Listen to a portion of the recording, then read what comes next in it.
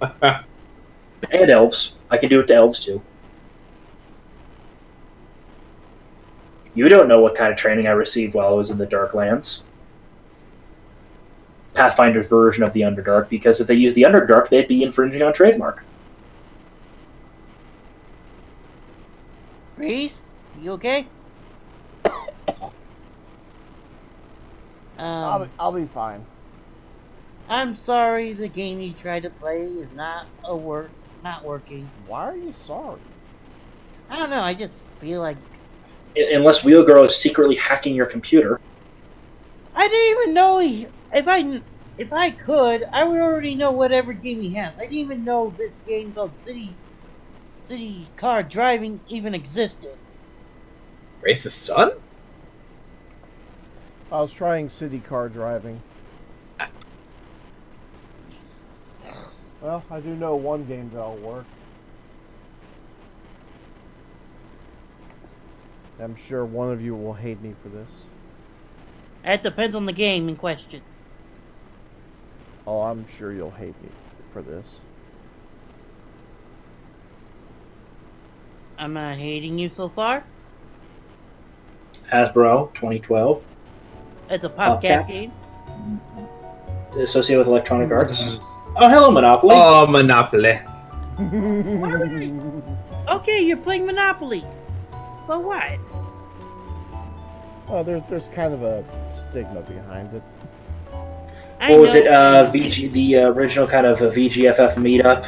Yes. It wasn't just basically. It was just they each owned half the board, and just piles of money went back and forth constantly. Cold Guy and some other guy kept playing for about 2 hours, and everybody wanted to move on to something else. Yeah. Did you actually burn a Monopoly board at No, the joke was that we would kind of like cut open a Monopoly board like in half, kind of like a mayor cutting open into something. Yeah. Oh, yeah, it's whatever. Yeah, it didn't happen. But yeah. But yeah, Seawall? Mm-hmm. What do you... Wow, I posted this completely in the wrong section. Give me a second. Oh, the fitness test. I've seen this. Yeah, starting around 41 seconds. Yeah. That's the whack-a-mole. Yeah. I know. So you have a Monopoly game that's just the original one? I think it's just the original one. I think this might have been the version that was originally on mobile back in 07, 08-ish. All I know is that now there's a Monopoly themed version of a mobile thing that combines slots with bingo. I love the punching machine. You first think it just went into the first wall, but no, it went through a wall and then stopped. I think it's almost like a combination of what your character and my character will be at higher levels. Well, at higher levels, what happens with me is is an arrow machine gun. The enemy is, half a mile away, and then suddenly the sky goes dark and half their army's dead. One of the scouts reports they see only one archer standing on top of a hastily constructed wooden structure, and then they see your character's hair go blue, and they all run in fear. I bet at first they wouldn't run in fear because they have no idea what they're about to get into. No, they've heard the rumors of the archer who could fell entire armies and the man with the blue hair, whose no one survived in a direct confrontation. We got all these lovely 1950s style environments. I don't want to consider... And then all of a sudden, space. Thank you? Wait. You're wrong. I'm wrong. Because one of them looks modern, and one of them looks like it's in the 70s. How can you tell? I mean, let's go from left to right. Looks plain and hard to tell. Let's see that. You're talking about the one with money bags on the wall, right? Yes. Okay. Second one, star-shaped clock on the wall and 2 easy chairs. One of them being a love seat, I think. That does look kind of 50-ish. That's more 70-ish, I'd say, 80-ish maybe. No, the next one is. I'm talking about the one with the red couch, green chair, the double-decker chit table, and The the next one, star I clock. definitely... Either I'm getting the wrong vibes, or the next one is definitely feeling more 70s.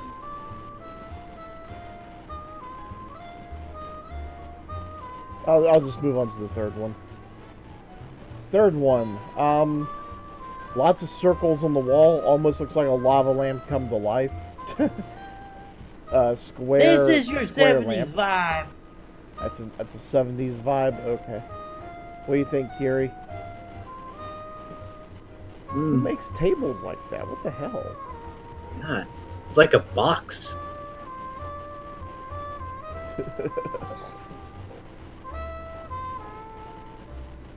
You know what? If this thing operated with Parsec, I would join you for a game of Monopoly. Yeah. You know, it probably does. I mean, all it requires is just a mouse. I think I hear gears rotating. Now the fourth one. Okay. The fourth one looks like Okay, the one with like the tan couch, the almost marble-like table.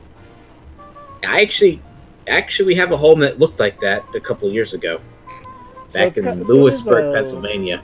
So it's a modern type of setup. Yeah, like early mid-2000s. Yes, it does. So Wheel Girl might actually be on the mark. 50s, 60s, 70s, 80s. And in the future. I'm gonna go with the future because fuck it, I like spaceship. But yeah, Kiri, based on what we've learned so far about the big bad, what do you think is in store? Do you think the king is going to be dead by the time we get back to the castle? Either he'll already be dead and somehow we'll be blamed for it. Either he'll be dead and somehow we're not blamed for it. That's 2 potential scenarios out of outcome 1. Or we get there just before they're about to assassinate him and save his life. Or we get there and he gives us our Obi-Wan Kenobi moment where he looks at us, his throat is slit, and then he disappears and all that's left is his clothing. Or he says something to his daughter as he's dying on the ground. And then basically at that point, our character's like, well, shit, we're in trouble. We're standing over the dead king. We need to get out of here now. Oh, God. Especially with the joking that, I think it was Daniel that made the joke of, like, when the king was saying that my character, at least when he was saying my character about how his father was giving him a very fine bottle of wine. When Daniel basically said, "Oh, he gave you a daughter?" You remember that one, right? Oh, God. Yeah. Yeah, God. Oh, somehow a guard will decide, you know what? He's a dwarf. He's related to that guy. I think we can make this work. Well, yeah, also, I know exactly how it would react if we find the king dead when we enter the chambers and the princess runs to him. I'll give her a moment to say goodbye, but then if I start hearing shit, I'm picking her up and carrying her out of there. I don't care how much she screams and yells. Because we are in... You might be helping me drag her ass out of there. At that point, my hair will start actually turning true blonde. Uh-oh? Also, at that point, I think the entire party is like, okay, do we all know how to stealth? Everyone but you raises their hands. Well, I exist to draw all the attention away, so that should probably get you a couple of bonuses right there. Well, yeah, I mean, well, the thing is, we also got 2 rogues in the party. Hand them some crossbows and we can rain down some hell to get you out of there. What the? What are you doing, Reese? Raising my hand. What? Why do we need to see it? For he is a master of stealth. You didn't even know I was raising my hand until I told you. That's stealthy. I thought stealthy. That's just you. We can't see. Exactly. That's the point of stealth. Is we can't see you. Am I But wrong it's on not that, stealth Seagull? if you're not on. If you're not Wrong on what? Stealth does not. It doesn't count as stealth if you're not on camera. We're in medieval times. There are no security cameras. I'm talking about Reese's case. Just because we can't see you on camera doesn't mean that equals stealth. Okay. Equals stealth.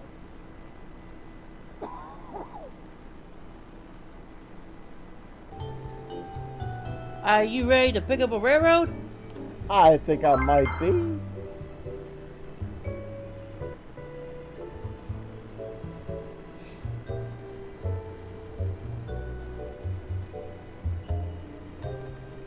Why did it pause?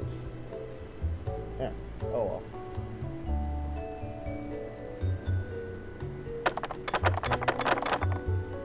But yeah. I've got a feeling this campaign's gonna get a whole lot darker before it gets a whole lot lighter, Kiri. Oh, very much so. Yeah. I don't know if he's setting up this guy to be the big bad boss in the end, or if he's just a boss on the way to the end. Oh, I get what you mean. Yeah. At the same time, Georgie very well may just be the voice of the baddie. Yes, our nickname for the bad guy is Georgie. You could thank Shendu for that one. Mm-hmm. Yeah. I like playing with Shendu. Yeah, you know what? Normally I'm not a big fan of kind of the off-the-wall characters, but we kind of need it in this game. I can play the straight man for all of us. Yeah. To be fair, I can play kind of a straight man, but at the same time, You're a drunk dwarf. You're a drunk dwarf. That is basically a very well-known person that may as well be nobility. Yeah.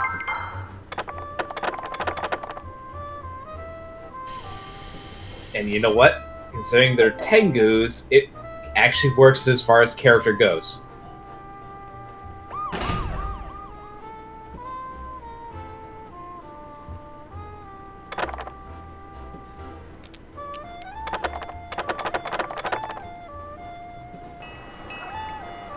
Can't wait to see how this is going to go around. So far, it looks like Pink and Reese are on the top of gang properties. Yeah. Oh, it's gonna get extra fun though when my cohort finally shows up. Oh, that's going to be a character that does not know anything about my rage. Because... No, it's more okay. You know how elves are notoriously racist? Oh, yeah. She's notoriously racist, but only against Drow. Then why did she work with you? Probably because she doesn't know. Because Drow trickery. She has to keep an eye on me. And yet Make sure I crack people. And my character is kind of almost at the point of putting my arm over his shoulders, laughing with him and stuff. Not quite there yet, but slowly getting there. Oh yeah. Oh, your character thinking Drow trickery is a thing?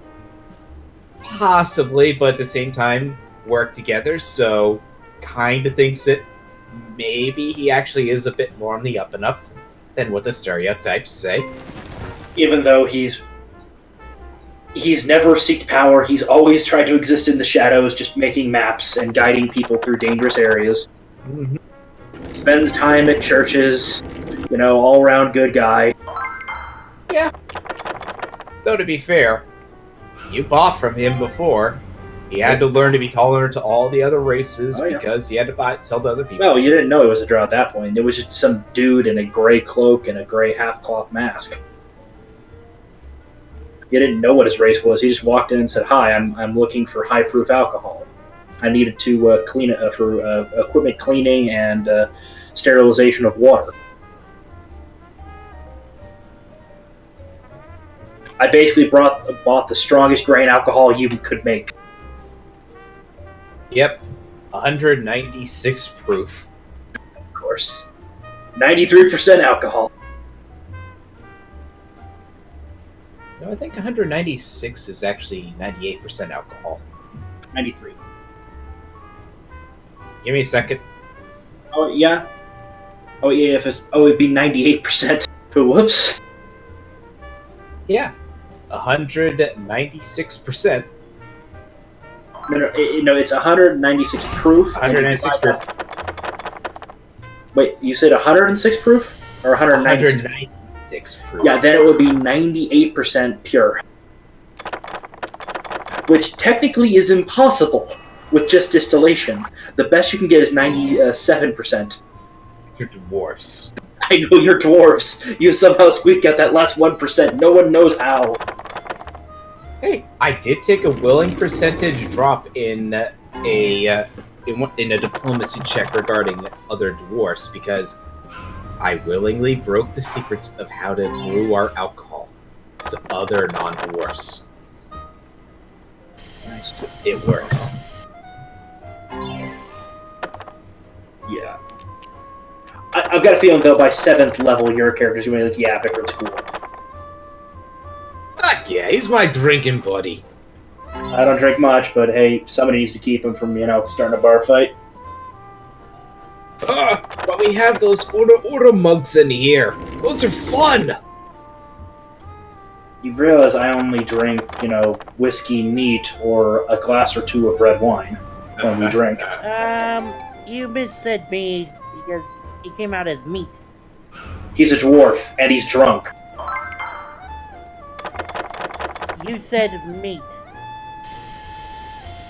Nah, he said I neat. said neat. Whiskey neat. Oh, he said whiskey neat. N-E-A-T. A.K. no ice. Oh, neat. I thought you Well, said... ice technically doesn't exist for drinking establishments in D&D. Yeah, those without magic, maybe. Okay, and I wonder if what you're talking about your dwarf's power, its liver, can he actually ever get drunk, or? I took iron liver as like a trait. Yeah, That gives me trait. an additional 4 to my fortitude. So it's And he's basically playing have to a roll very low. fort-based, and he's playing a fort-based class, and he's got a well above average constitution. So that means I have to low really low to get drunk. Or drink a crap load. Yeah. I think it was like Yeah. in the campaign, I Oh. rolled basically a 19 plus 8 or 9 for a fortitude check against the alcohol I had. At the end of Something the like campaign. that. I'll be right back. Yeah.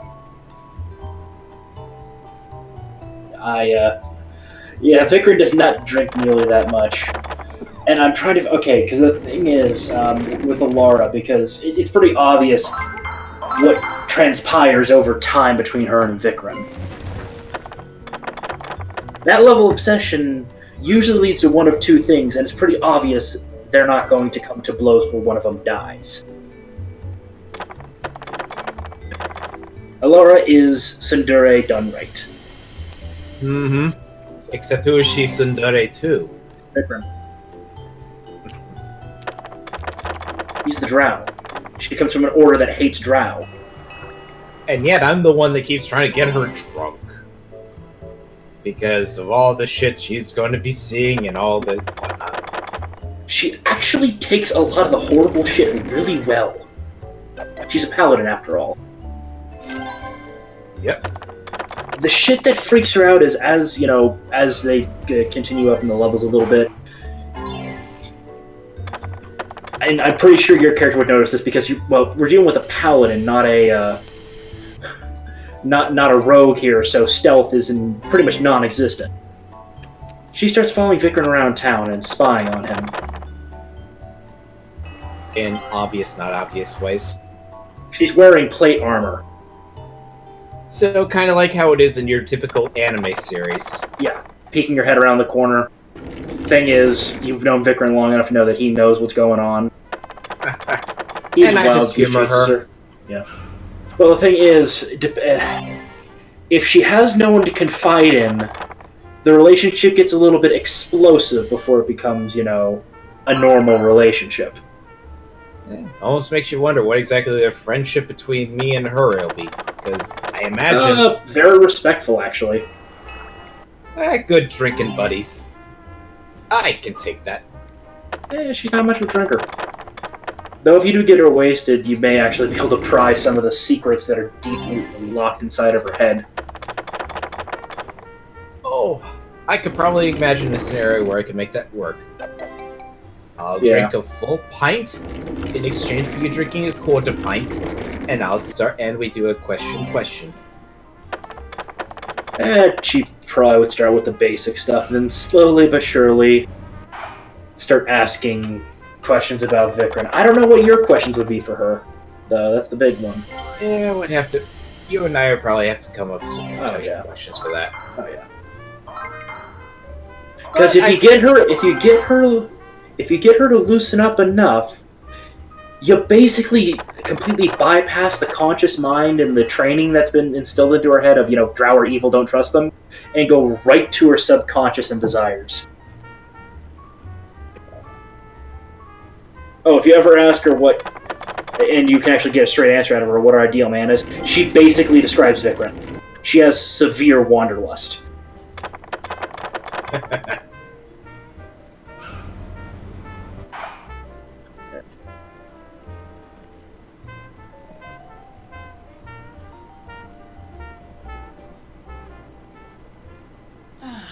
food's good. And the food is good.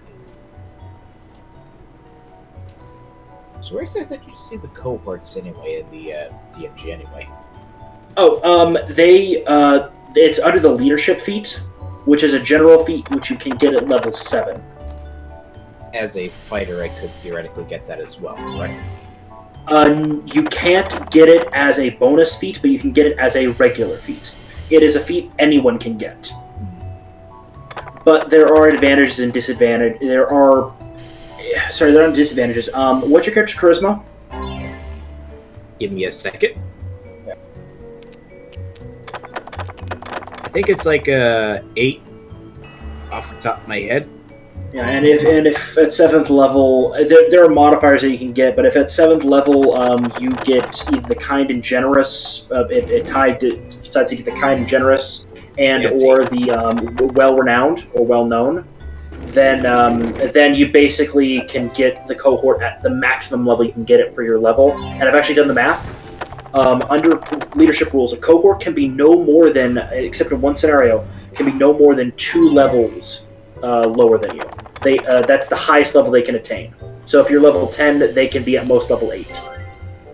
Yeah, but because of how the XP breakdown works, they actually technically would level up faster.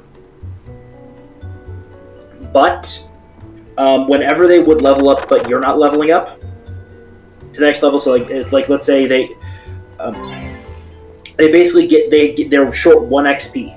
And the XP that a cohort gets is not actually divided out of the. It doesn't affect the party XP. It's really interesting how it's calculated. It's kind of this weird side XP path.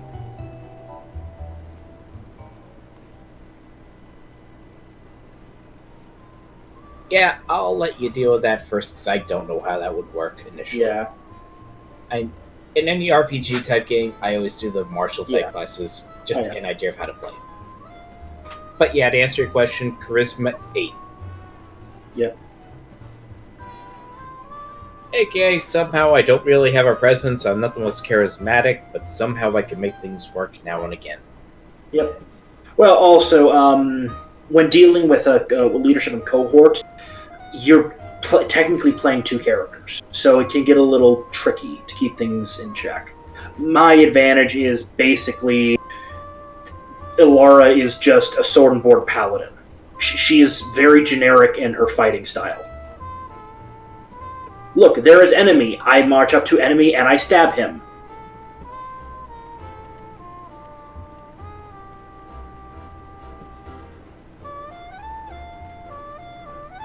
What kind of race is Aurora? Human? Elf?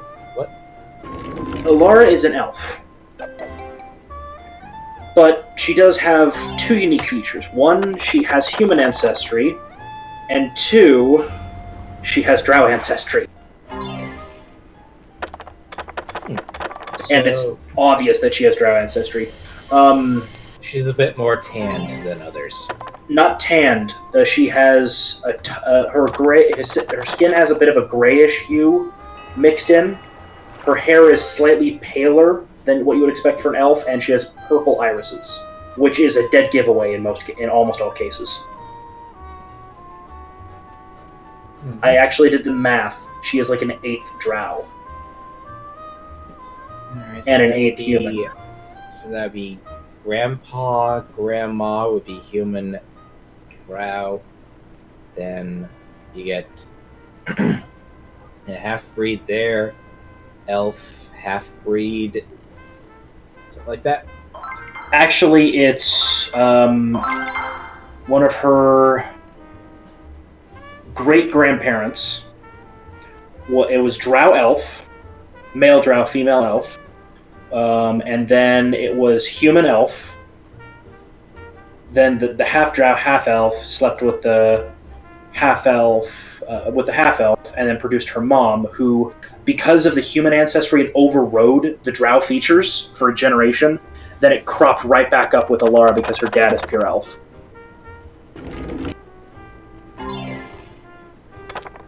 She got the drow recessive traits instead of the human dominant traits. Though she does show some elements of human ancestry. Basically, it's in her build, is how you would notice it. Slightly shorter, slightly broader build. Elves are known for being very what is it? Lithe, yeah.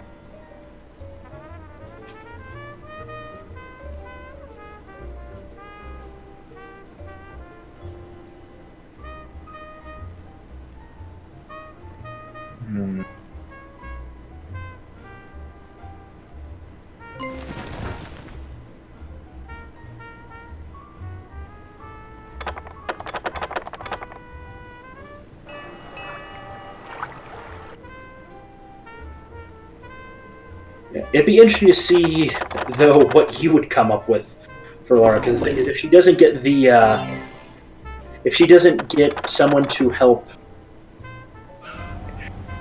what's the best way to put it? Build her up when she falls down?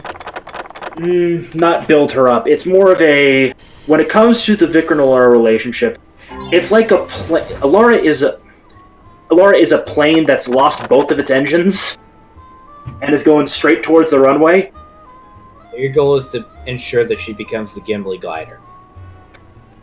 More that she just does a belly slide instead of a straight up hard landing. Because basically, whoever's helping her is the guy in the tower saying, okay, you can't see anything because it's a fog bank. Let's see what we can do about this. So, make her become the Gimli glider.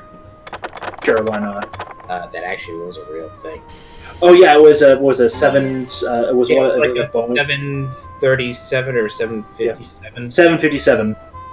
Yeah, it ran out of fuel completely. Well, because before the ground crews were used to using gallons, but then they switched to liters, and they didn't double check the numbers.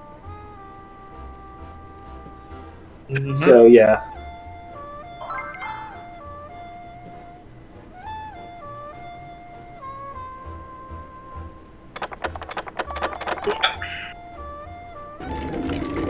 Those cases are really awesome to read about.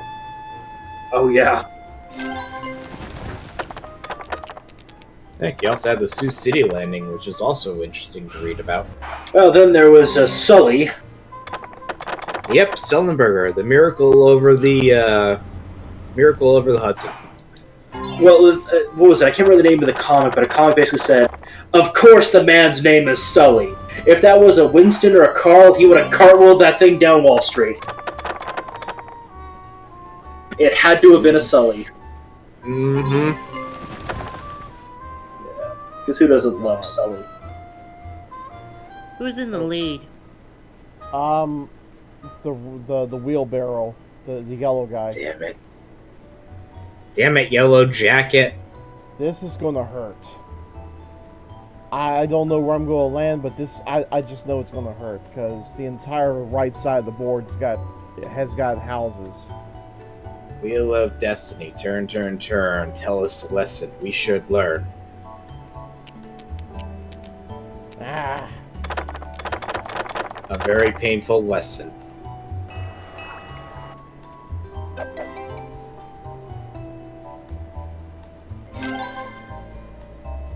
It's like fate is cinching up on me before the kill. It's gonna be painful. I don't know what's gonna happen, but it's gonna be It's painful. Monopoly. Of course it's going to be painful. Believe me, I hated playing Monopoly against my brother because no matter what, I never could win.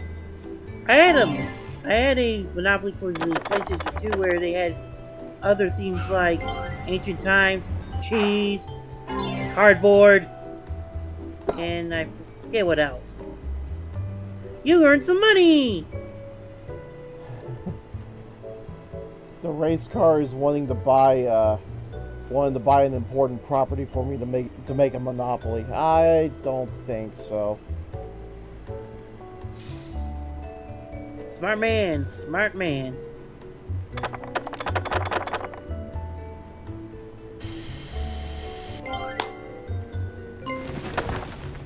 I made it so landing on Go gets you a really nice payday. Around the same caliber as cleaning out the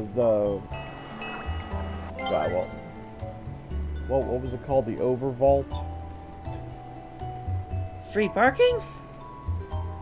No. It's almost the same thing as clearing out that super vault in the First World Bank. You get a lot of money essentially. You get $800 for landing on Go. Good, and you got that $800. Now you are not. Now you're in somewhere, and now pink is at the bottom. Yep. Now I can afford to add a couple more houses to St. James to New York.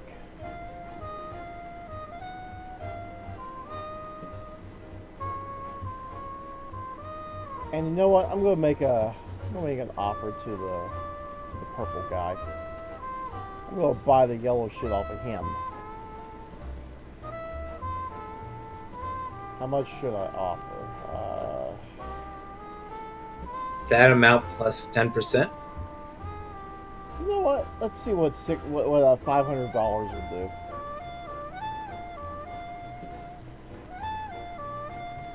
Decline. Okay. That's fine. Let's up the ante. Let's go to $650. Decline. Picky little bastard. Alright, fine. You'll be wanting money soon enough.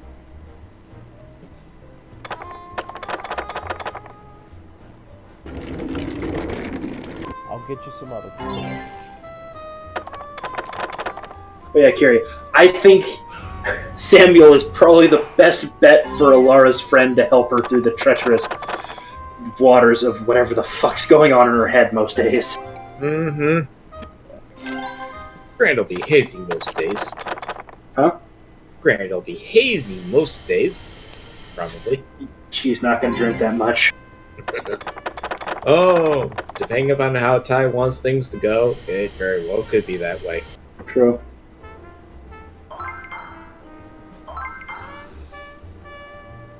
Kiri, just out of curiosity, does your character think a lot of problems can be solved through drinking? Yes! I'm a dwarf who happens to be the son of the owner of the most successful brewery and distillery in all the lands. Okay, I wouldn't So, yeah. I was just wondering if your character thinks all problems can be solved by alcohol. I didn't ask where his family lineage is. That doesn't got to do with Hey, his it grants perception. you a bit of it grants you a bit of credibility. Yeah, but I was mainly asking if he thinks all problems can be solved through alcohol. Oh, he believes things that you can feel better, or at least feel not as bad or sharp because of certain situations because of alcohol. Yes. Seeing something traumatic, have a drink, you'll feel better. That damn wheelbarrow.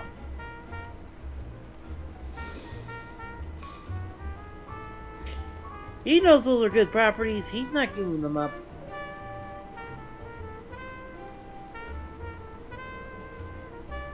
Alright, find his gardens. Apply some Agent Orange. Kiri, Mm-hmm. get the Molotovs. We're going old school mob on this one.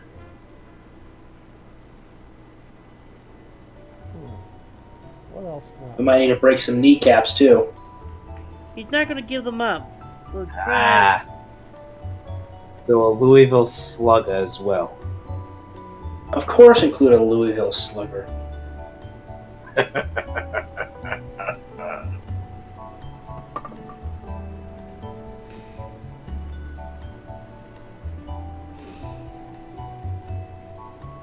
Question is, will I be a variety that chose the last Red Sox world champion or not?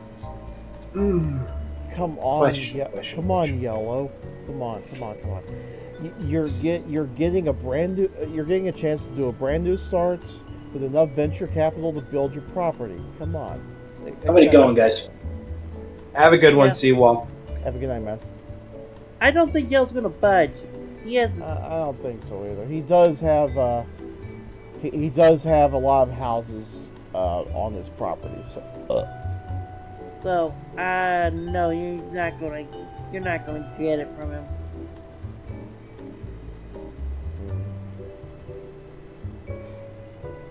okay. Let's see if I can get. Let's see if I can get the yellows off the purple.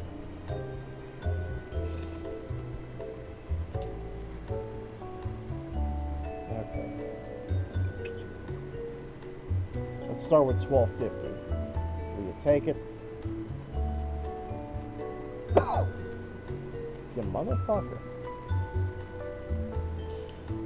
Alright, 1500.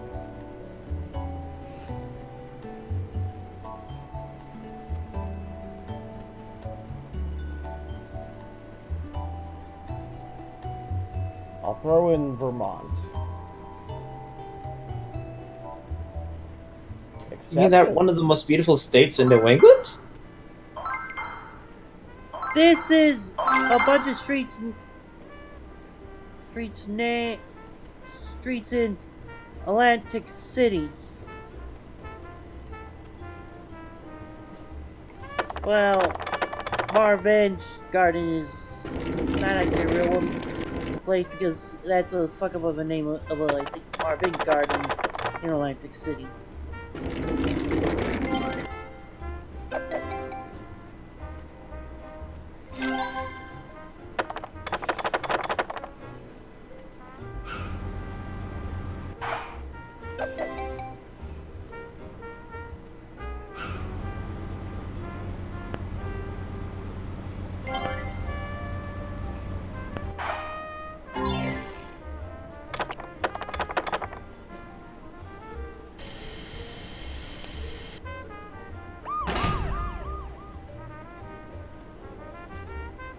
As crazy as this sounds, jail is actually one of the better places to be in the later stages of the game. Because it allows the other opponents to fuck each other over? And you get a chance to recoup some of your lost wages. Because you're not at risk of moving anywhere. You can still conduct business while in jail as well.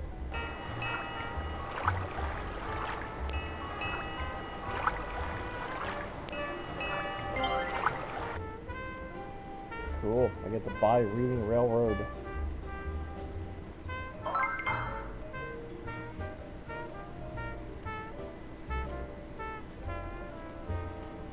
Then you have 3 out of 4.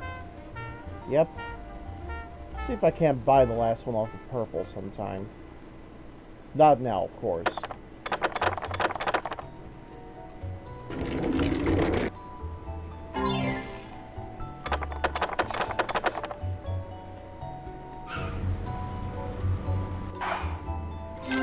Oh, you bastard.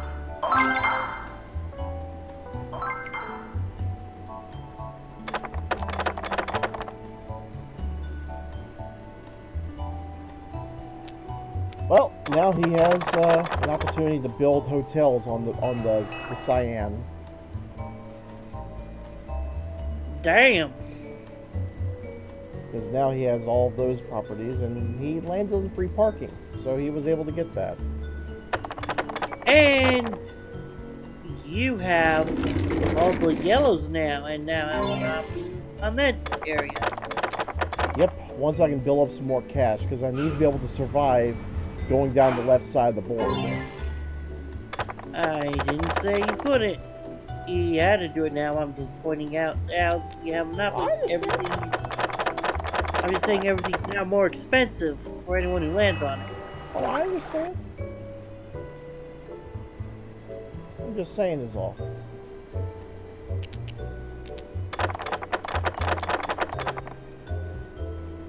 Well, at least I'm safe in jail.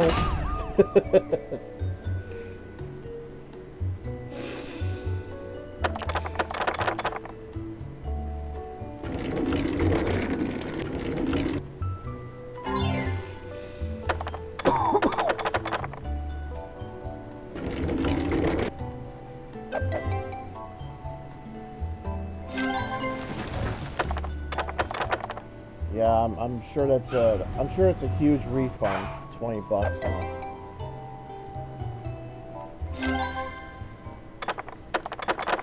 That was a lot of money in the 1930s when this game was created. Speeding fine. Okay, since I got some time to spare, I'll go ahead and add me a couple of houses on the yellows.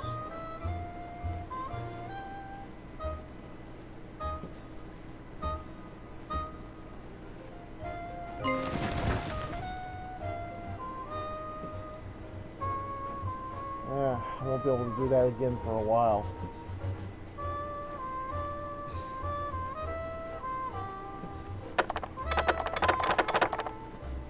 It would help if I actually made money from that. Get some money back on my investments.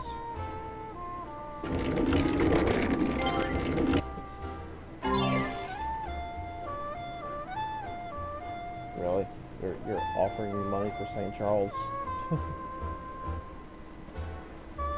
Wheelbarrow? What? I will gladly give you St. Charles Place.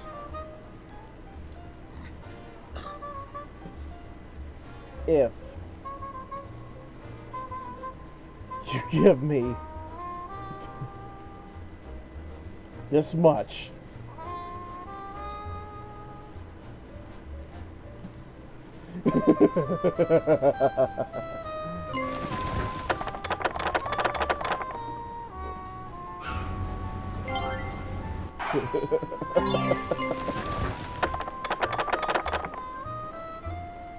He doesn't want $700 to give.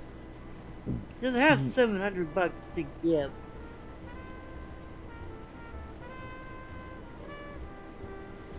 Dude, I don't think the AI is that dumb. I don't know. They both seem pretty dumb. But I could be wrong. I could be wrong. After all, landing on any of the green properties now would mean doom. So, yeah, there's that.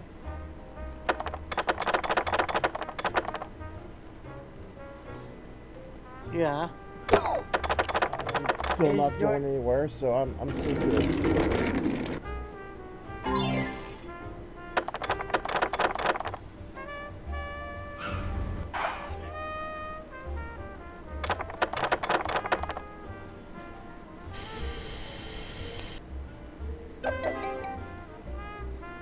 Ooh.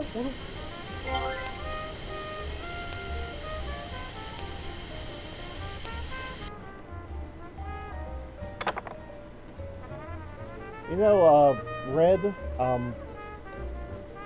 you could always unmortgage Kentucky Avenue. Just a thought. Kentucky Abbey is a nice place to live. Yeah, it's mortgaged. Alright, fine. I will post a freaking bail.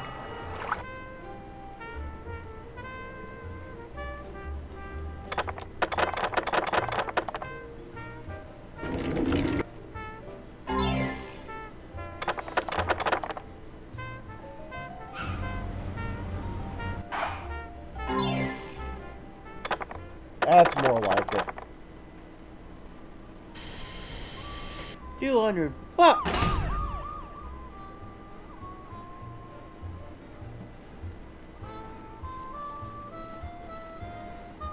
Yellow's teetering.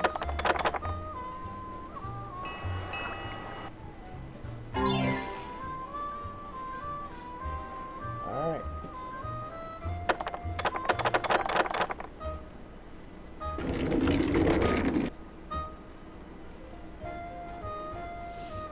Oh my goodness. We've landed on a square that has not been bought. 300.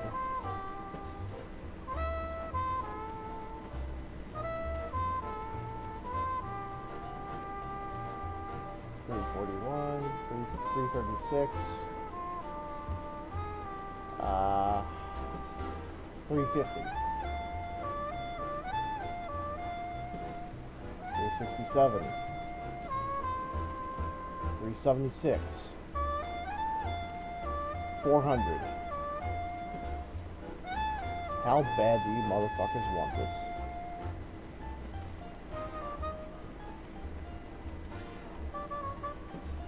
Uh, 475. Forfeit.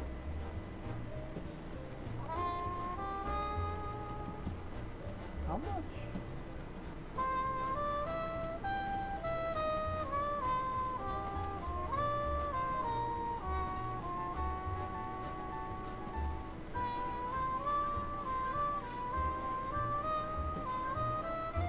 Gonna go just a little bit over.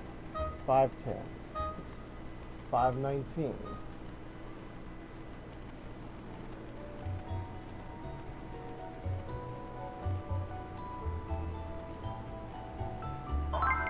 Alright, you can have it.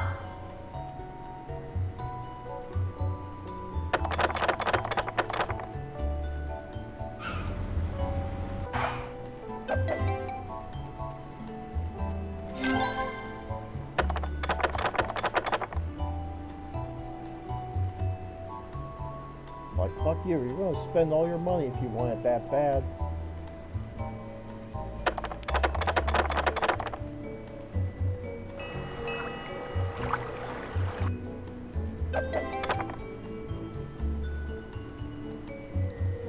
Oh, thank goodness.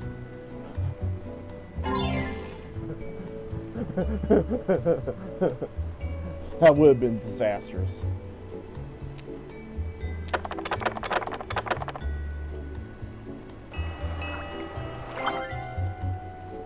Oh, oh, oh, that felt good.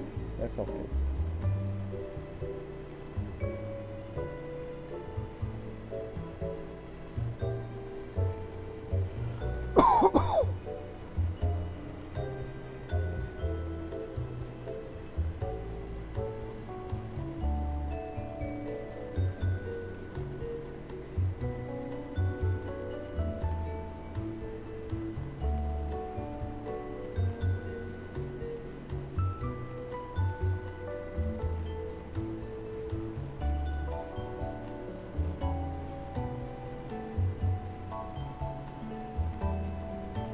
$500 for all 3 properties.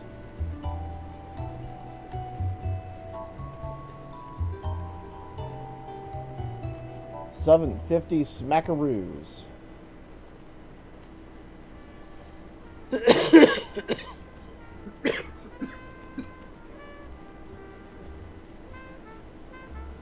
$1,000.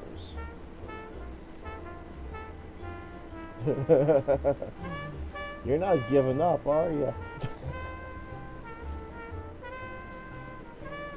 Alright. You wish you took that $1,000?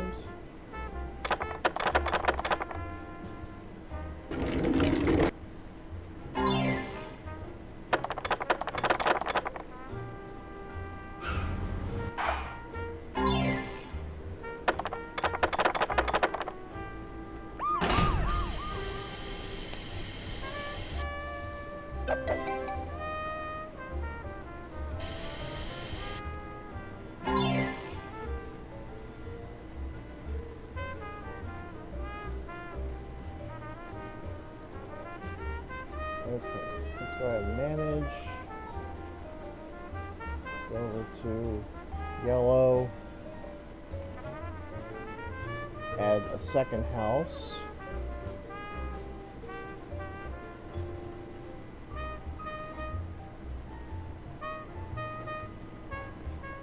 Let's go ahead and do that. Another sign of doing this while stealthy. Managing to do all this while someone is sleeping. Mm-hmm. But it sounds like somebody's sleeping.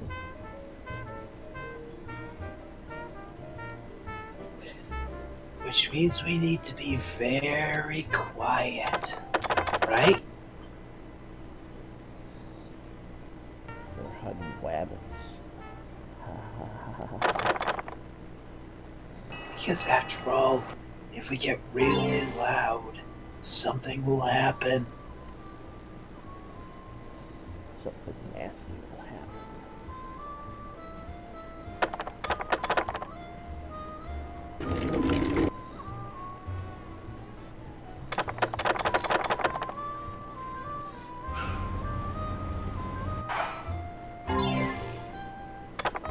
Around 1:30, I'll basically do a very, very loud noise. So heads up on that.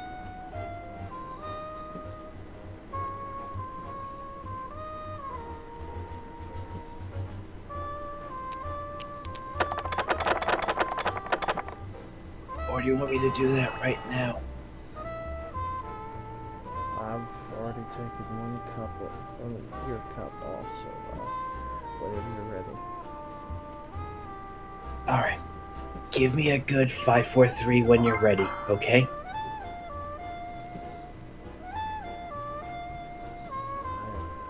4, 3.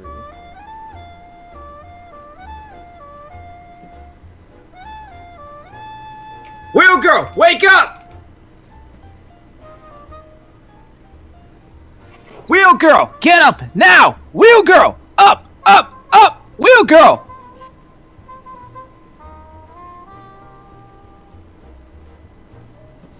Hey, little girl, wake up. It's your old pal. Eric the midget.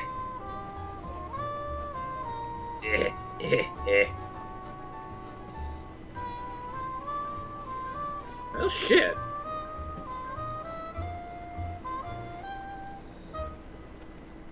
Alright, what mod options do I have? Because at the same time, I don't want to ban her, nor do I want to kick her.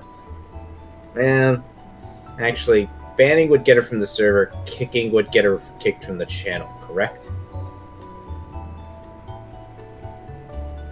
I'm sure you could probably relocate her to another voice room. Okay. Okay, I could move her to a completely different room. Move her into the D&D room.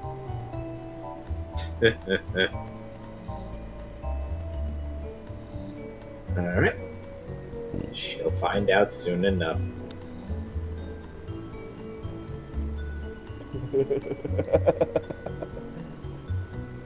Wheel girl, we love you and all, but at the same time, you passed out.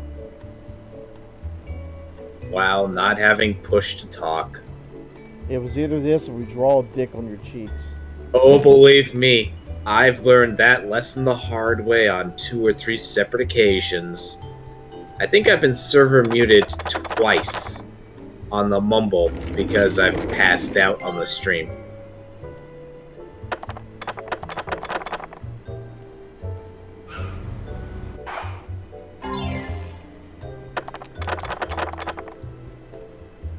Oh, race car, how could you? God damn it, Speed Racer. How could you give the red guy money? You're supposed to make him be sorry for putting houses on Boardwalk. Dang nabbit. And as long as I'm here, I need to... Oh wait, I don't own that property. What the hell am I thinking? Not yet. Not yet. I will buy states off of Yellow soon enough. Well, if I survive. It's kind of the kicker. Because I'm about to pass down the... I'm about to pass down the alley of death. Yeah, that's kind of the annoyance with late game Monopoly.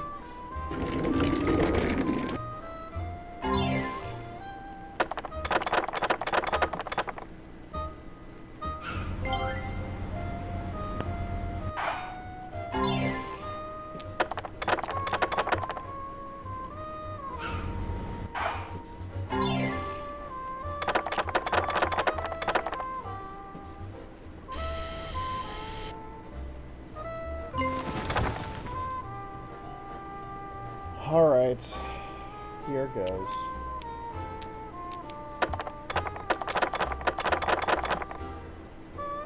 $11? Oh my god, I landed on go. Woohoo! I've survived for another round.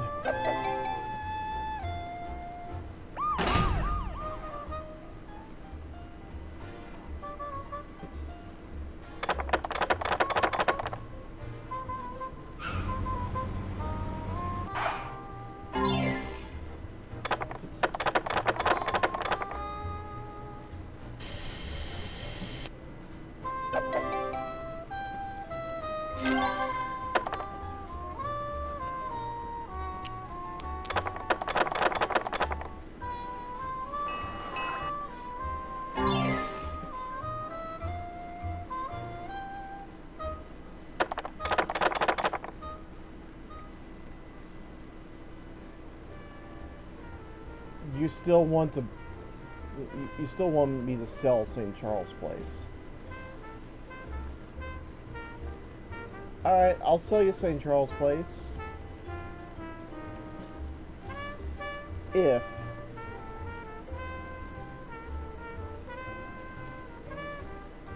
If you give me $1,000. A counter offer. $228. No.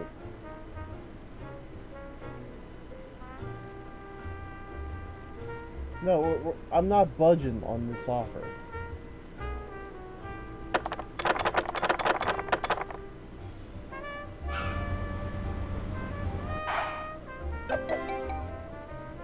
Because I know how you fuckers operate. I'm not budging.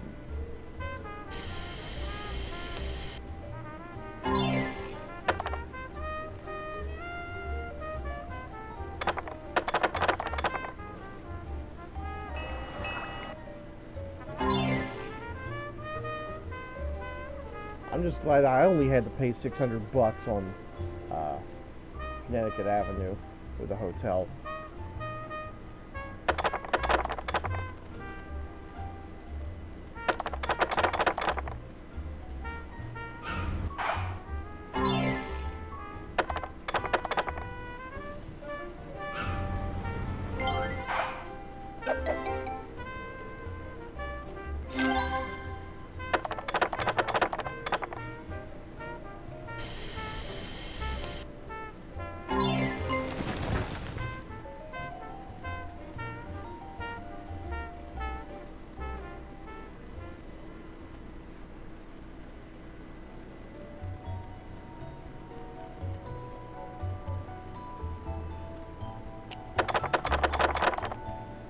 Red is not budging on the blue properties.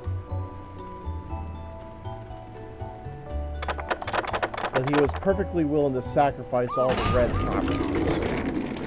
Not sell them, just mortgage them. I guess he thinks he can make it back.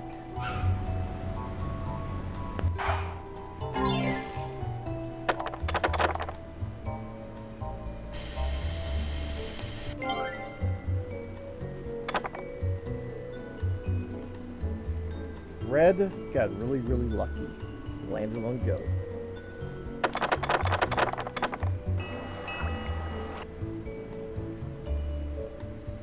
Haha, pay nothing.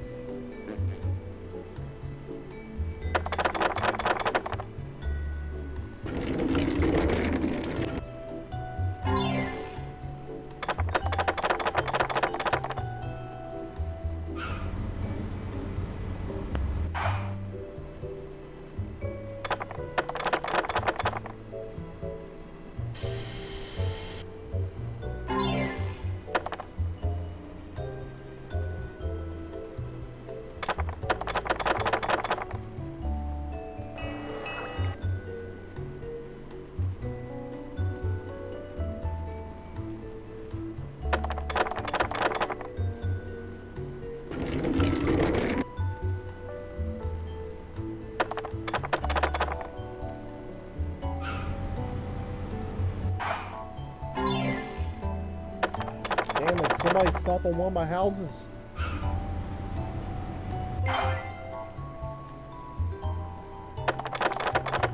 Everybody's getting lucky all of a sudden. I'd call it a cheating AI. Well, it is medium difficulty after all.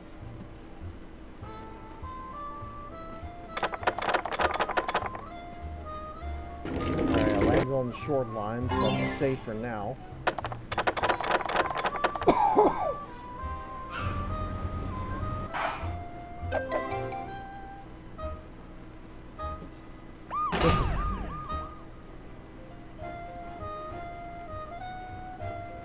Purple's reign of terror is subsided for now.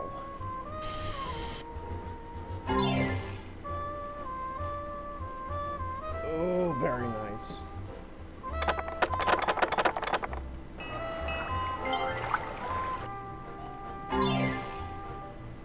Not so nice.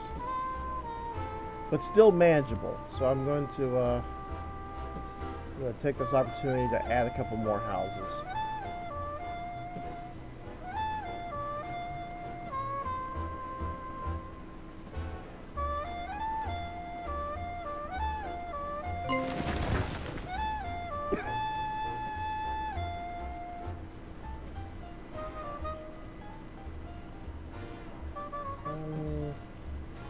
You know what? Fuck it. Let's just go ahead with the... Let's just go ahead and add some hotels.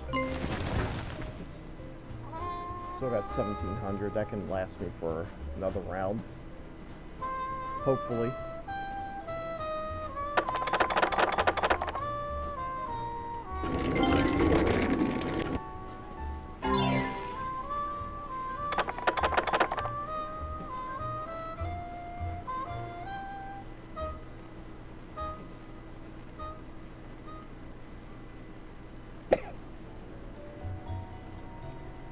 Really? You're gonna offer me $195, less than the normal price for reading rainbow railroads. I was gonna say rainbow.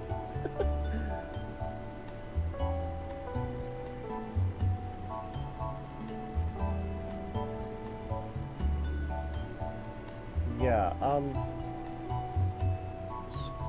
The hell with you. I will offer you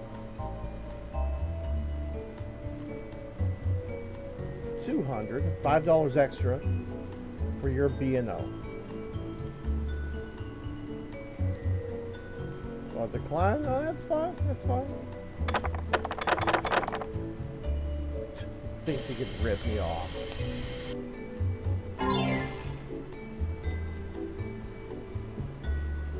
Doesn't he know who I am? I'm Reese Kane, motherfucker. I'm the guy that streams everything.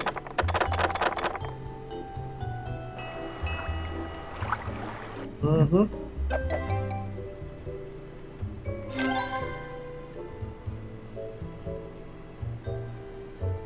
Alright, I think I'm good for now. Don't wait till I pass go again before I throw up a couple more hotels.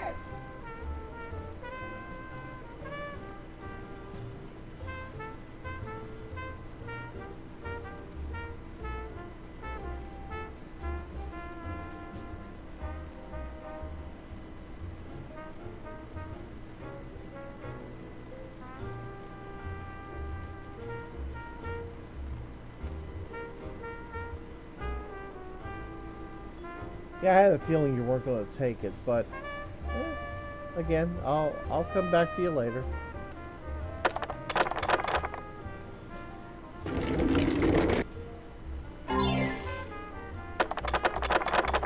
See, now that's more like it.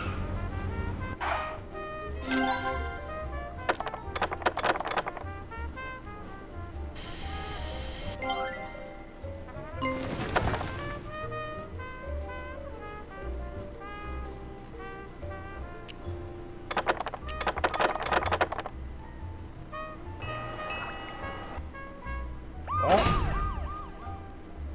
at least I ain't going anywhere for 3 rounds.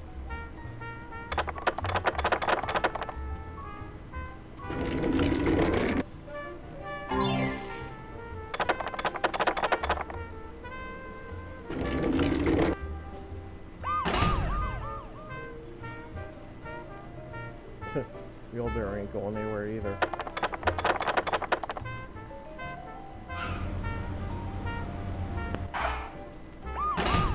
Really? Really?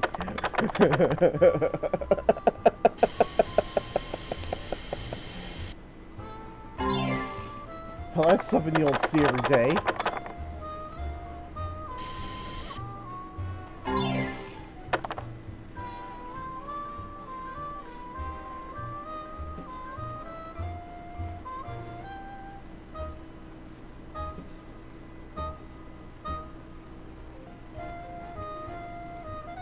Alright, let's do some business. Why don't we?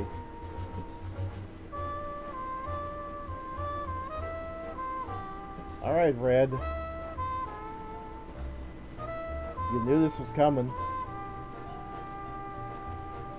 You fucking knew.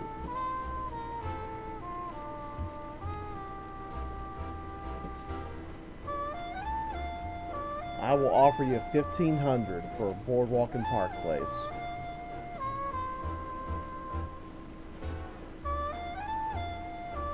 Alright, let's up the ante. Let's go up to 2,000. Wow, you think it's worth that much, huh?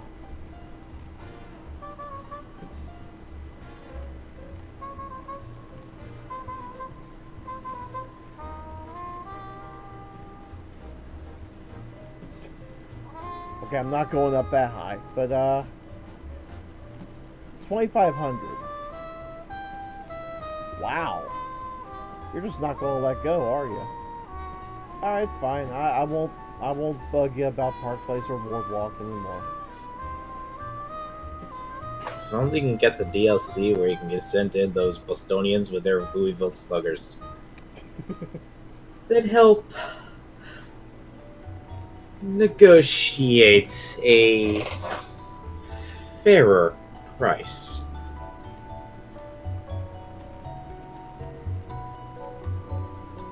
Oh wait, not 200.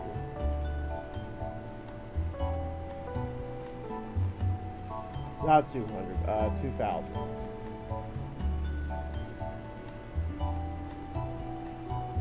Wow. Fuck you.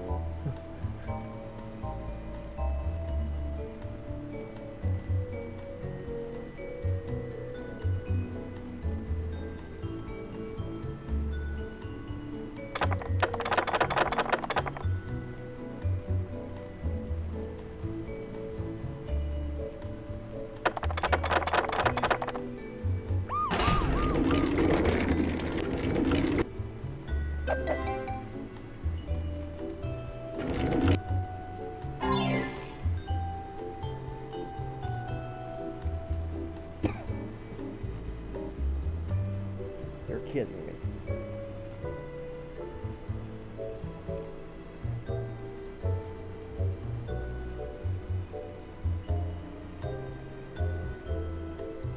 No. I am not selling States Avenue. However, you can offer me... okay, St. Charles Place. You can offer me States Avenue. I'm gonna buy it off of you. $400.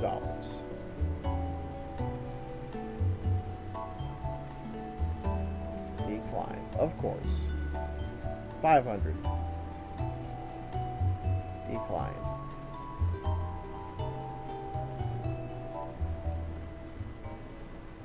$650 for $650 for States Avenue.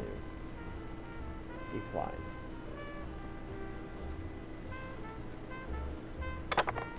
You realize I'm not going to give up any of these purple properties, so you may as well sell me yours.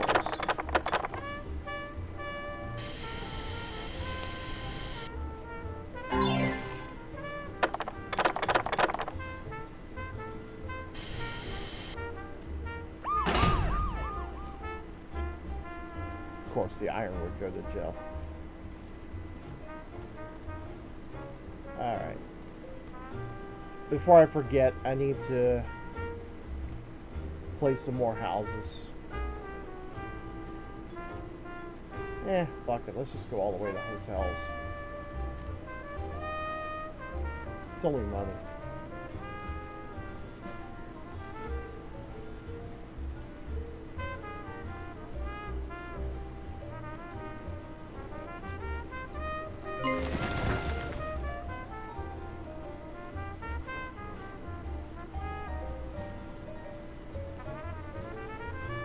Yeah, we're starting to go high stakes now.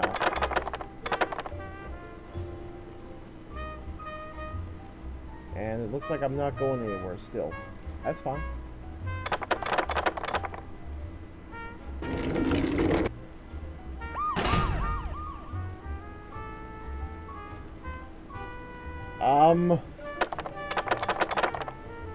Well, that happened. How often does this ever happen?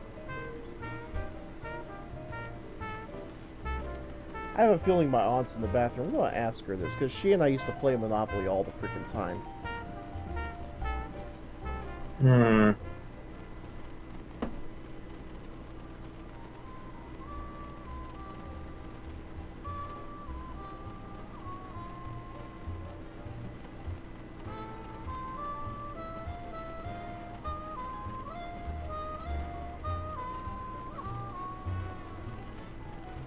Is it possible to look around the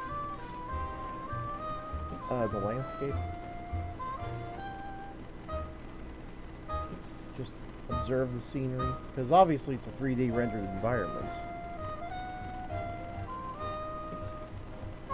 Hey Dad, I got a quick question for you. How often have you ever seen a Monopoly game where all 4 players wound up in jail?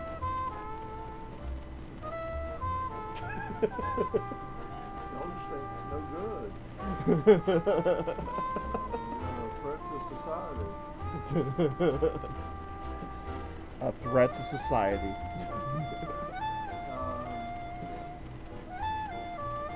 So they're all dirty communists. I've been in the game where I've had a couple of, at least 2 or 3 of us in jail at the same time.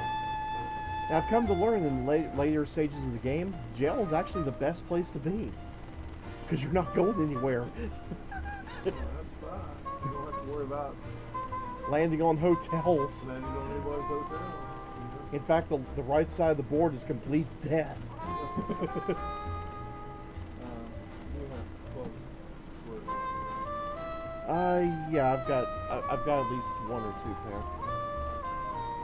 If you want to save that feature, Yeah, I will in a short bit.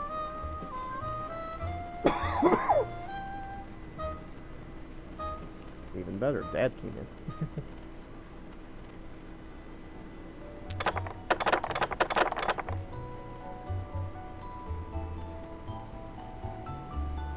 It was inevitable. I'm gonna close bail.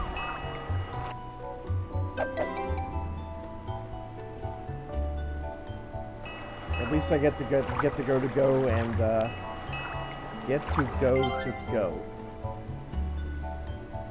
It almost sounds like stuttering at that point.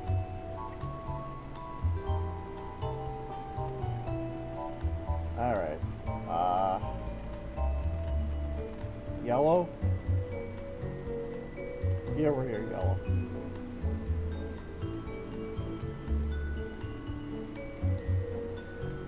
I will offer you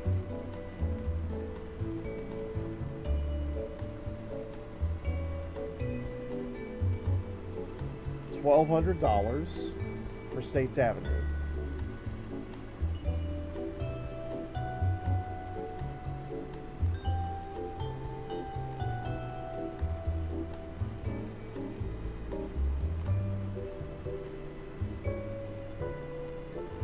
This is my final offer, $2,000, and you're declining. You're gonna be a complete dick about this, aren't you? Right until the bitter fucking end.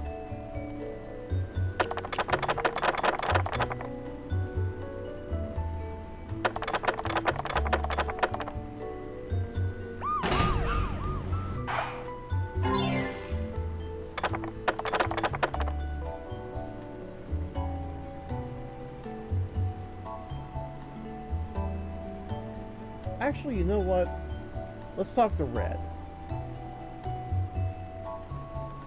Hey, Red, give me your reds.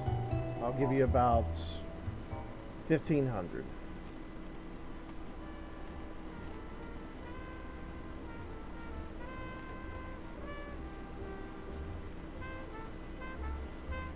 $2,000.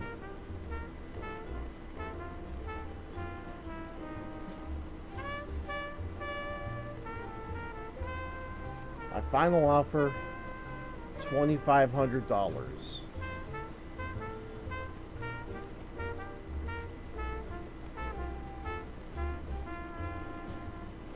Good God, man.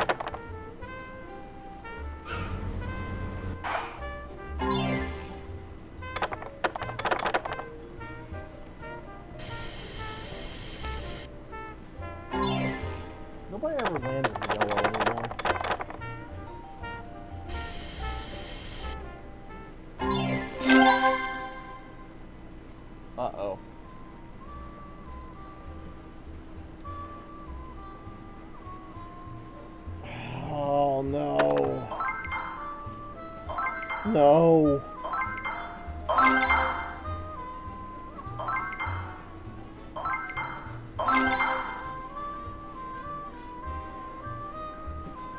Okay. Yellow. Let's do business.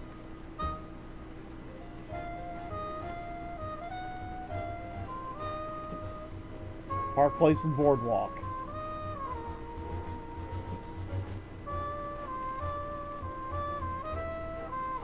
You want a Monopoly?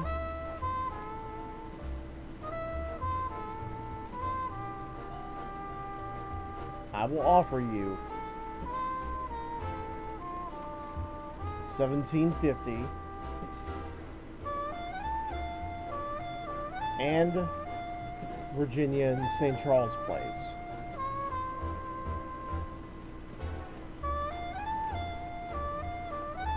Wheelbarrows declined.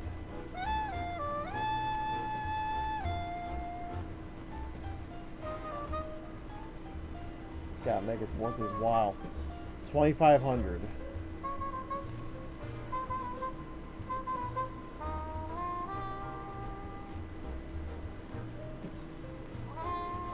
$3,000. That's the most I've ever offered.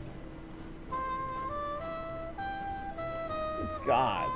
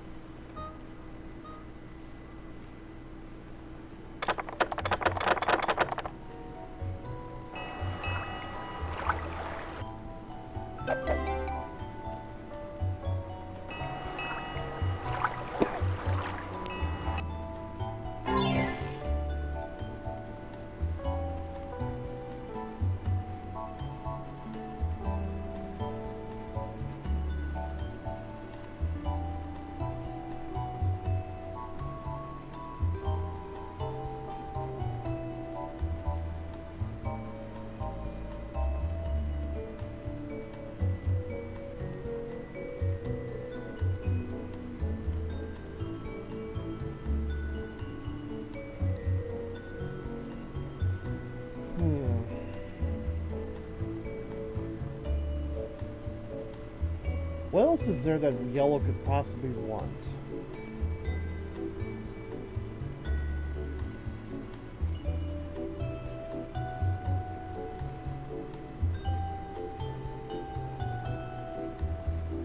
Alright, I'll redo the offer. St. Charles, Virginia, and Virginia.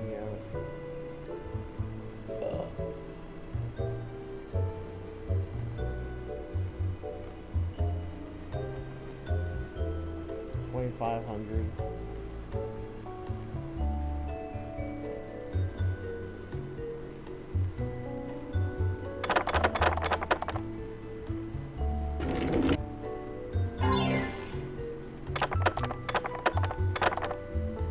You know, Wheelbarrow, Mr. Yellow, you should have taken my offer. There's no other way around it.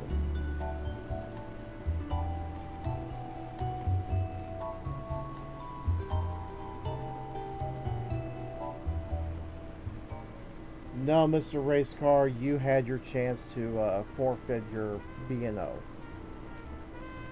Now you just have BO.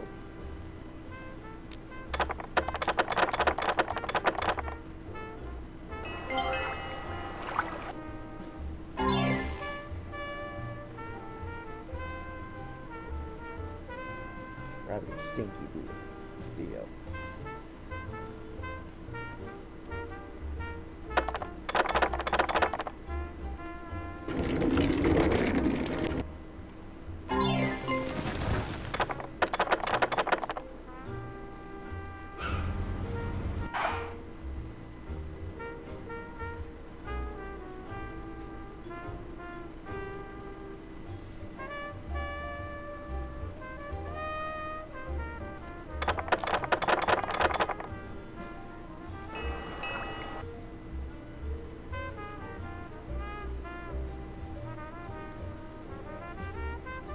Alright, Yellow.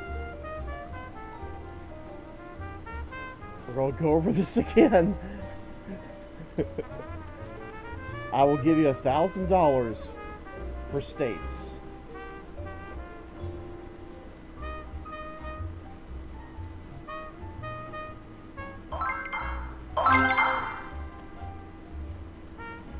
Excellent.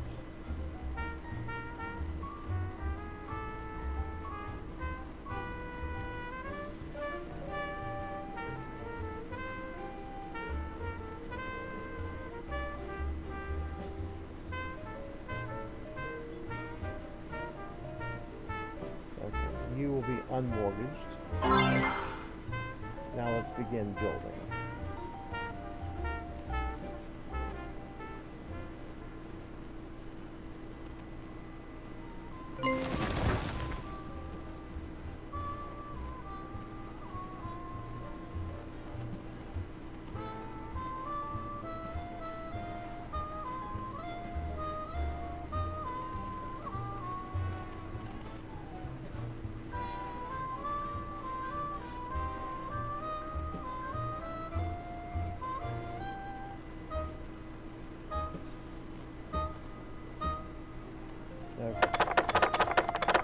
Not going to risk spending any more money now.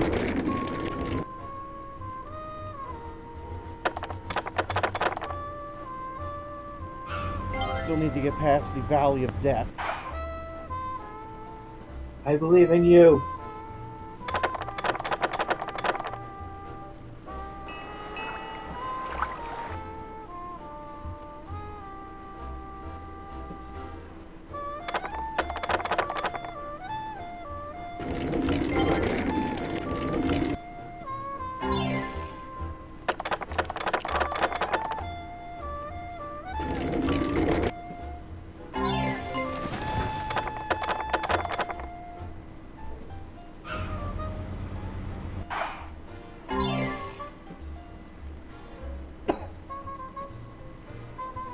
Alright, Yellow. You're in a rather bad spot.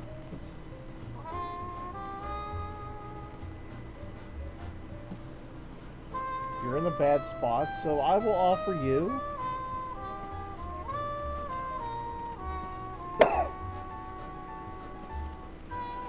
I will offer you $2,000.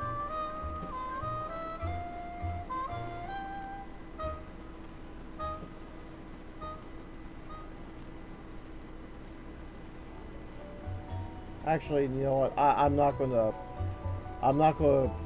be a complete bastard here. I'm not gonna attempt to buy them both off of you. I do want your yellow properties. Now I'm willing to pony up $2,000. Plenty of money to invest in some venture capitalism.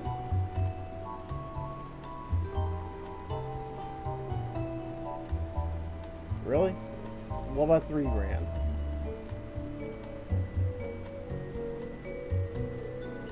Declined offer. Wow. You don't think it's it's lucrative enough? Okay. All right, fine. You know, you could just land on one of my properties. You'll be dead anyway.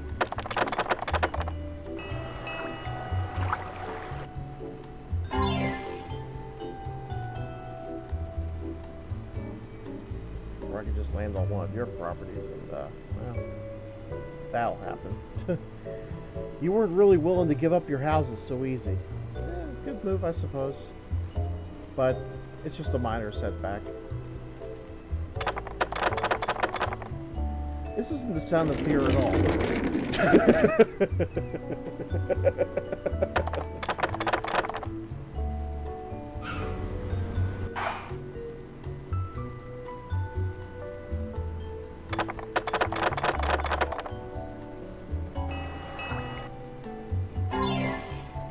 It's not really so much the Valley of Death right now, as it seems.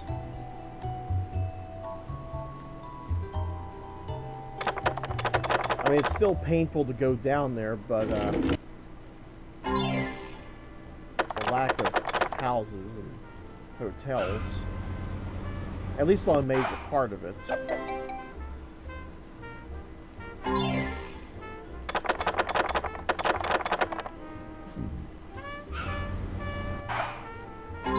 don't think I really need to finish that sentence.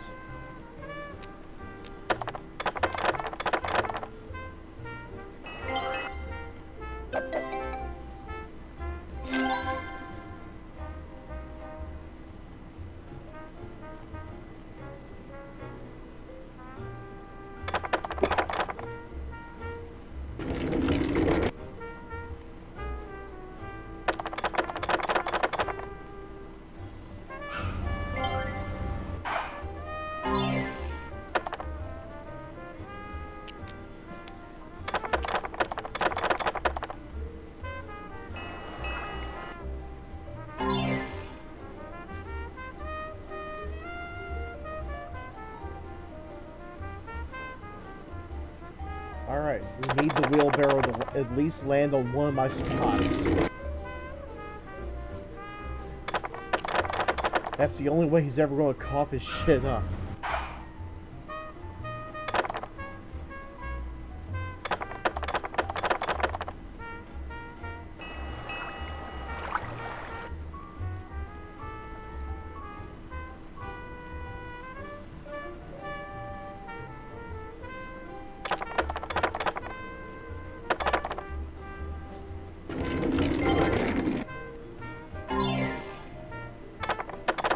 I have tried to be reasonable to Mr. Yellow, but he just won't budge. He just won't budge.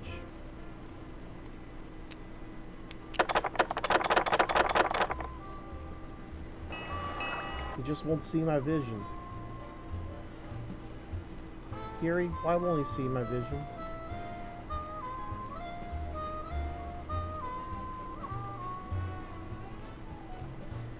I mean, imagine an entire board bathed in sky blue.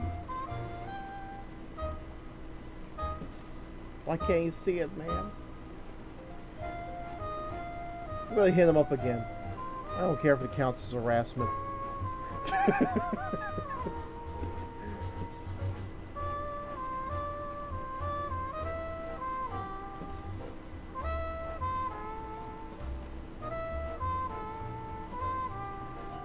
Alright, Park Place, Boardwalk, usual spiel, $2 grand. Of course he would decline. So, let's sweeten the deal.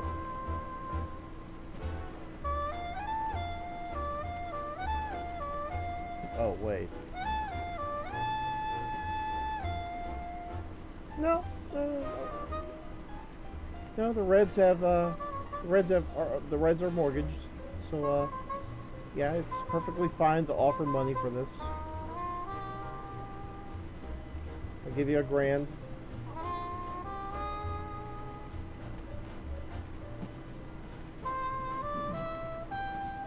$2 grand.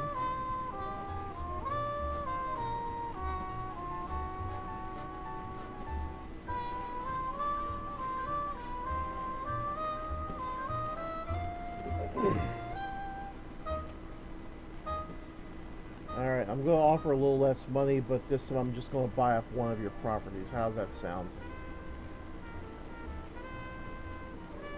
No?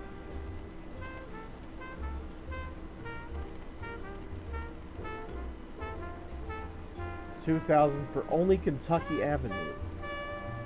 I live right next to Kentucky. It's practically a home to me.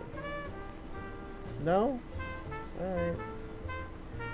You better pray you don't land one of my hotels, motherfucker.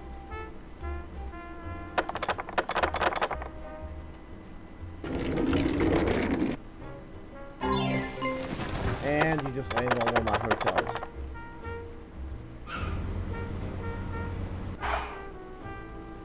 Shoes on the other foot. How's it feel? Oh, you want Reading Rainbow. You want Reading Rainbow. Alright, I got a counter offer. $2,000.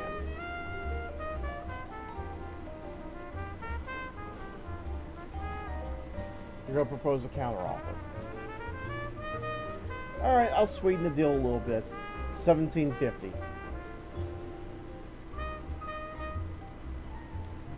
Oh, you're going to decline. Okay, that's fine. That's fine.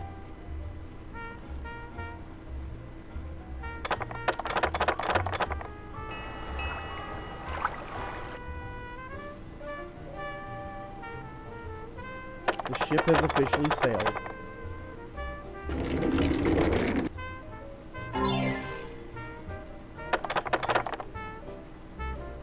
Yeah, that's right. Sell your houses.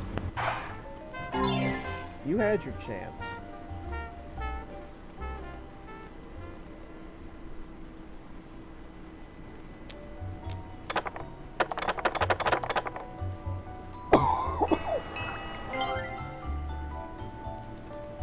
So I took my sanitation cruise and I've cleaned up the Alley of Death. I'm glad, Kiri, that you had faith in me.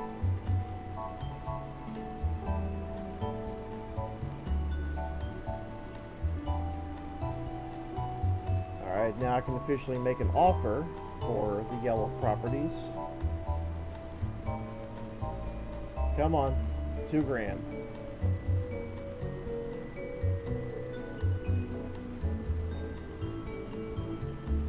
No?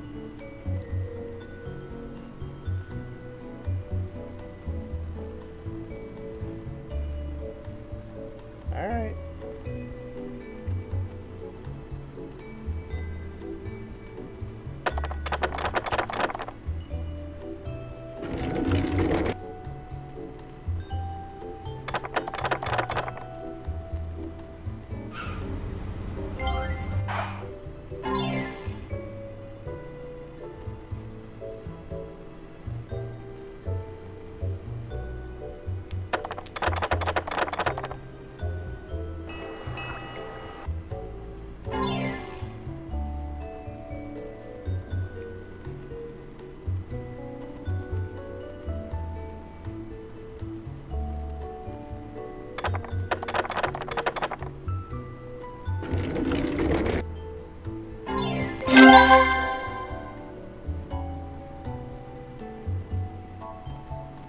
You see, Wilbur, this is what happens when you don't pony up.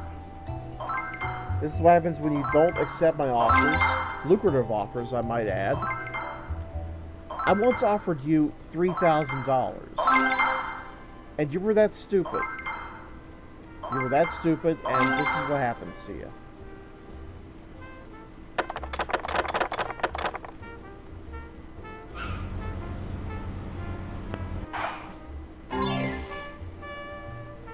And now, it's officially a matter of time.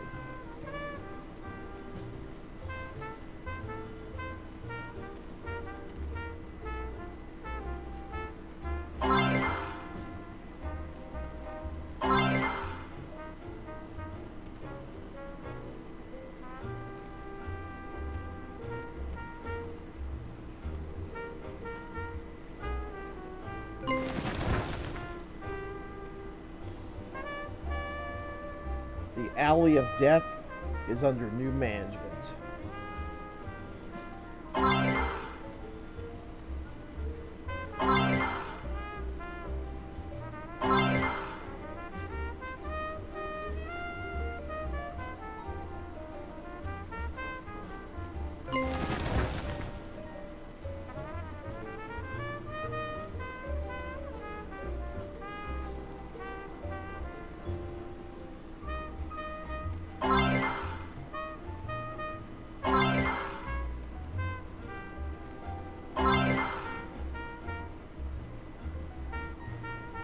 Okay, I'm going to leave those 3 properties alone for now.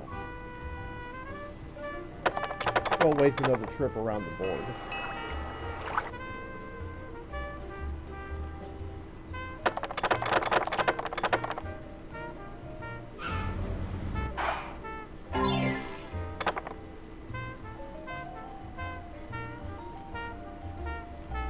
Alright, now's the time.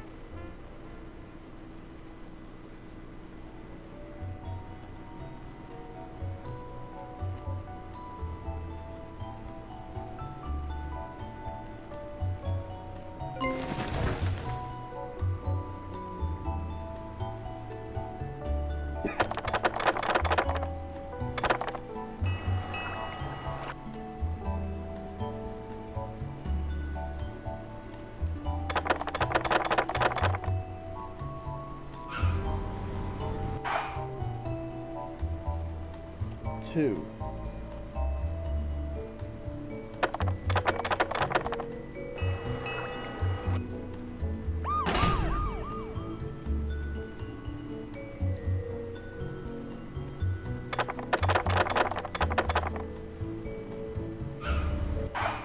Three.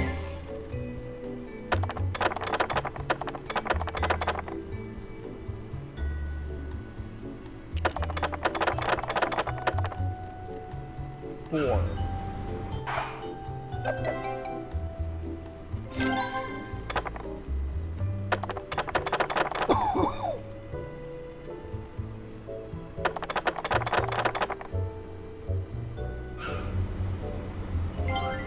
Five.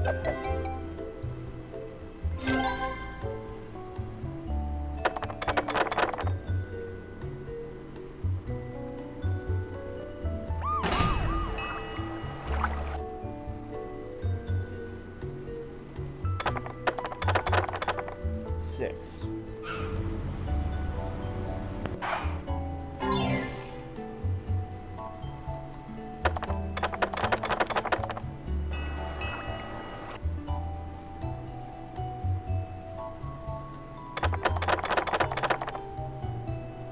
Seven.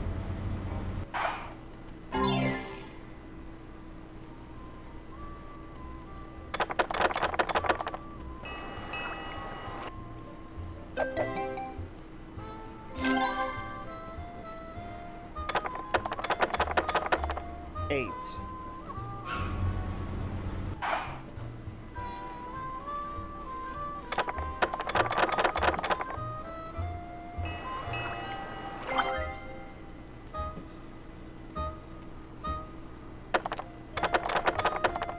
Nine.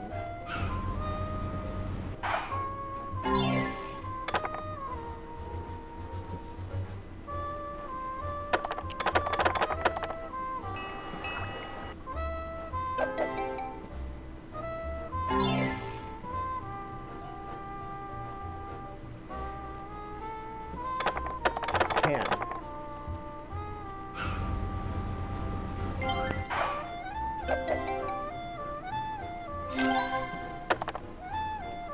You've managed the last 10 turns without hitting any of my, well, not without. You've hit probably about 2 of my hotels.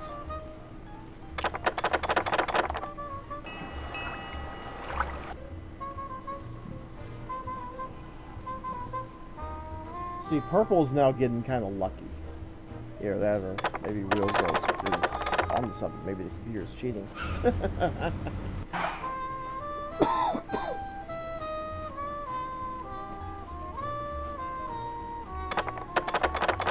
So that was 11.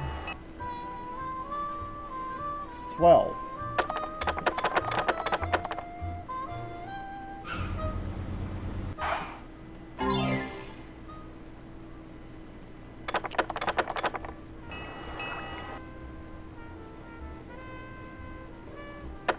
$13.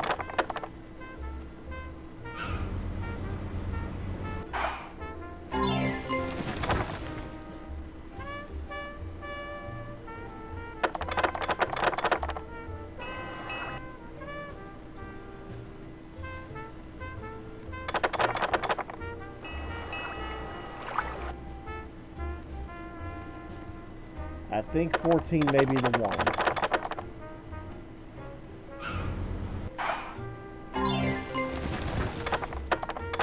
No, still alive.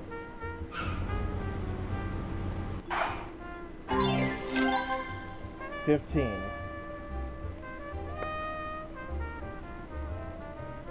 The car lasted 15 turns around a fully loaded board.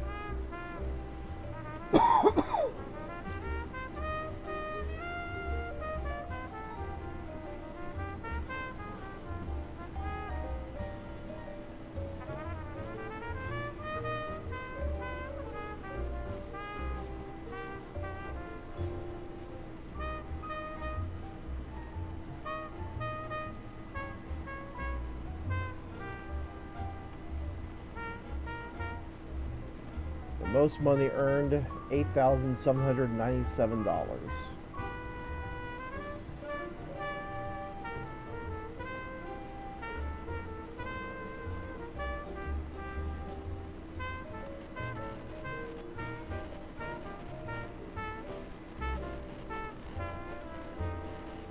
Well, that was fun.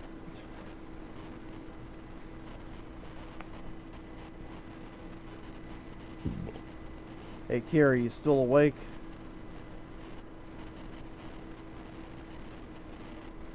I think Kira may have went to bed.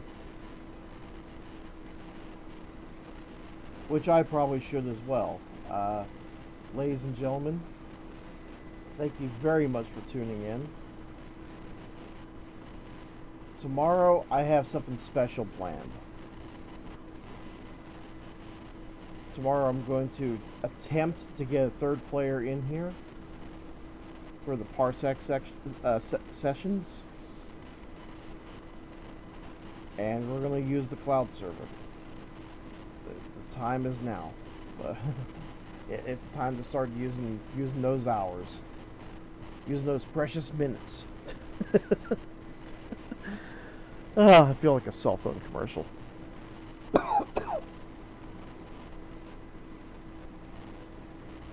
But yeah, everything's prepared, and we'll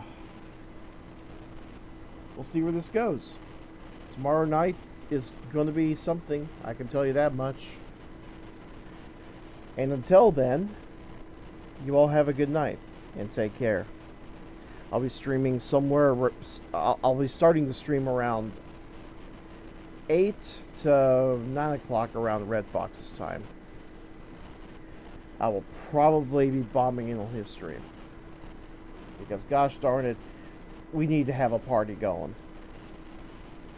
That's the whole point of these 4-player games. You have it has to be a party. Load up on pizza, Cheetos, and Mountain Dew. We're gonna have some fun. Actually, no, fuck the Mountain Dew. Mountain Dew tastes awful. Ah, Canada Dry. Yeah, load up on the ginger ale. Good night, folks. Take care.